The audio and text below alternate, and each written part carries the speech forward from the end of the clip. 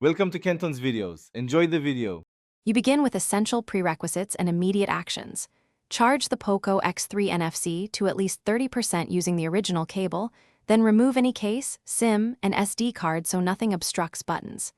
Inspect the power key and charging port for debris. Compressed air can help. Next, perform a force restart by holding power and volume down for 10 to 15 seconds. This clears minor firmware hangs. Once done, if the screen still won't light, make sure charging shows and proceed to more detailed diagnostics. Now tackle the complex middle steps. Boot into recovery by holding power and volume up to check for system errors and perform a cache wipe. That often resolves boot loops. If the phone powers but won't fully start, boot into safe mode to rule out third-party apps causing crashes.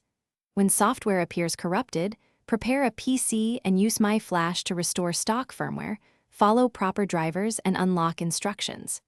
Make sure to back up data when possible, because flashing will erase user storage. Finish with hardware checks and final steps. If charging shows but won't power, test battery health and replace it if swollen or failing. Batteries degrade and prevent boot. Open the rear to inspect display flex cables and connectors, receipt ribbon cables, then test with a known good screen to isolate display failures. If none of these resolve it, document observations and bring the device to an authorized service center for component-level repair.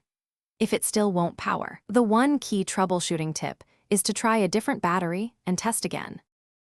Thanks for watching. Consider subscribing if we helped you.